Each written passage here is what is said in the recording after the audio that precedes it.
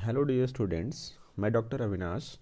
आज की online class में आप सभी लोगों का स्वागत है। तो इंडियन मनी मार्केट में जो कुछ इंस्ट्रूमेंट्स थे उनमें से कुछ बचे रह गए थे, जिसकी चर्चा हम आज करेंगे। तो सबसे पहला जो उप बाजार होता है वह है वाणिज्य पत्र बाजार या कॉमर्शियल पेपर मार्केट। तो वाणिज्य पत्र भी ट्रेजरी बिलों की तरह वित्तीय प्रपत्र हैं। ये असुरक्षित विनिमय योग्य अल्पकालिक प्रतिज्ञा पत्र होते हैं जिसकी एक निश्चित परिपक्वता या मैच्योरिटी अवधि होती है। वाणिज्य पत्र बैंकों से उधार लेने के बजाय सीधे बाजार से अल्पकालीन चल पूंजी की आवश्यकता को पूरा करने के लिए ख्याति प्राप्त कंपनियों द्वारा जारी किए जाते हैं। सीपी या कॉमर्शियल पेपर उधार लेने वाली कंपनी द्वारा किसी निश्चित तिथि को ऋण चुकाने का वचन होता है, जो सामान्यतः 3 महीने से 6 महीने की अवधि के लिए होता है। कोई व्यक्ति, बैंक, वित्तीय संस्था वाणिज्य पत्र में विनियोग कर सकता है। इस पर ब्याज दर बाजार द्वारा निर्धारित होती है और इसका खुले रूप में हस्तांतरण किया जा सकता है। यह पत्र 25 लाख के मूल्य या उसके गुणक में जारी किए जा सकते हैं। एक और पत्र होता है जिसको कि जमा प्रमाण पत्र या सर्टिफिकेट ऑफ डिपॉजिट अर्थात सीडी कहा जाता है। तो जमा के प्रमाण पत्र वाणिज्यिक बैंकों द्वारा जारी किए जाते हैं। जमा प्रमाण पत्र एक निश्चित अवधि के लिए सावधि जमा के स्वामित्व का बाजार में बिक्री योग्य दस्तावेज है। सीडी अपने अंकित मूल्य से कम मूल्य पर जारी किए जाते हैं। परिपक्वता पर धारक को अंकित मूल्य के बराबर भुगतान किया जाता है। जमा प्रमाण पत्र में कोई व्यक्ति, बैंक, कंपनी व अनिवासी विनियोग कर सकते हैं। इसकी परिपक्वता अवधि 30 दिन से 1 वर्ष तक होती है। सीडी पर ब्याज दर बाजार के द्वारा निर्धारित होती है और सीडी को खुले रूप में हस्तांतरण किया जा सकता है। भारत में यह 5 लाख रुपए मूल्य से कम या 25 लाख रुपए मूल्य से अधिक की राशि में जारी नहीं किए जा सकते। अंतर बैंक भागीदारी के प्रमाण पत्र या इंटर बैंक पार्टिसिपेशन सर्टिफिकेट या IBPC, तो ये 2 रूपों में जारी किए जाते हैं। पहला, जोखिम वितरण के सिद्धांत पर आधारित। भारत में इस प्रकार के IBPC 91 से 180 दिनों की अवधि के लिए जारी किए जाते हैं, जिनका व्यवहार संतोषजनक रहा है और अग्रिमों की सुरक्षा के बारे में कोई संदेह नहीं है। दूसरा, जोखिम वितरण के अभाव के सिद्धांत पर आधारित।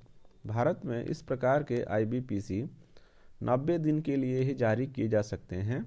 इन पर ब्याज दर का निर्धारण करने में बैंकों को स्वतंत्र अधिकार प्राप्त होता है। कुछ नवीन उपकरण भी होते हैं, जैसे कि पुनर्खरीद नीलामी या रीपर्चेज ऑक्शंस, रिपोज। तो रिपोज एक प्रतिभूति की बिक्री और बाद में खरीद का समझौता है। रिपोज मुद्रा बाजार का अल्पकालिक सौदा है जिसमें एक पार्टी दूसरी पार्टी को नकद के बदले में प्रतिभूति की बिक्री में इस वायदे से करती है कि विक्रेता भविष्य में किसी निर्धारित तिथि पर क्रेता से वापस खरीद लेगा। मुद्रा बाजार पारस्परिक निधियां या मनी मार्केट म्यूचुअल फंड्स।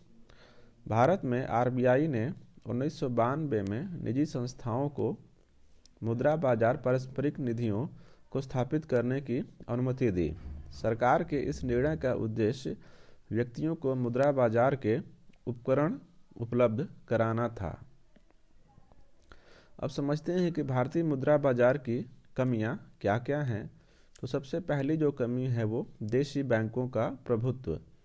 ग्रामीण क्षेत्रों में बैंक फैलने के बावजूद भी कृषकों के लिए साहूकार अभी भी उधार मिलने का एकमात्र स्रोत बना हुआ है।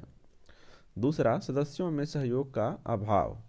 भारतीय मुद्रा बाजार में संगठित अंग तथा असंगठित अंग के बीच किसी प्रकार का संपर्क और सहयोग नहीं है। तीसरा, अखिल भारतीय मुद्रा बाजार का अभाव। इस समय देश में कोई भी अखिल भारतीय मुद्रा बाजार नहीं है। वास्तव में भारतीय मुद्रा बाजार स्थानीय क्षेत्रों में बटा है और इनमें आपसी संपर्क का अभाव है। चौथा, विशिष्ट संस्थाओं का अभाव। विकसित देशों में औद्योगिक बैंक, बट्टागृहों व अन्य वित्तीय संस्थाओं की स्थापना कर साख की सुविधाओं में वृद्धि की गई है। यद्यपि भारत में इस दिशा में कुछ कदम उठाए गए हैं, फिर भी यहाँ साख संबंधी विशिष्ट संस्थाओं का अभाव है। संगठित बिल बाजार का अभाव। सफल संचालन एवं मुद्रा की मौसमी कमी को दूर करने के लिए एक संगठित बिल बाजार की आवश्यकता पड़ती है, लेकिन भारत में संगठित बिल बाजार का अभी तक पूर्ण विकास नहीं हो पाया है। बैंकिंग सुविधाओं की अपर्याप्तता। भारत में बैंकिंग सुविधाओं का अभाव रहा है। यद्यपि पिछले वर्षों में बैंक शाखाओं का विस्तार हुआ है, लेकिन लोगों में बैंकिंग आदतों का विकास न होने के कारण मुद्रा बाजार अधिक विकसित नहीं हो पाया है। मुद्रा बाजार में पूंजी का अभाव।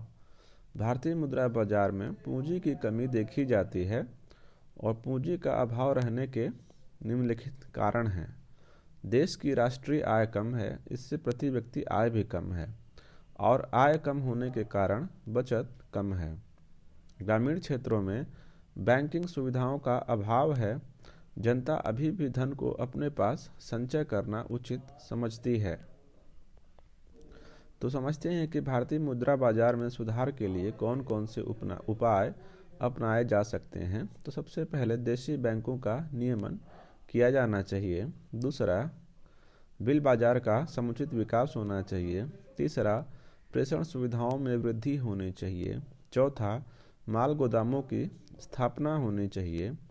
पाँचवा, ब्याज दरों में विभिन्नता को समाप्त किया जाना चाहिए। और छठा, बैंकिंग सुविधाओं का विस्तार किया जाना चाहिए। तो आज के लेक्चर में बस इतना ही। जल्दी मिलेंगे आपसे एक नए लेक्चर के साथ। Thank you.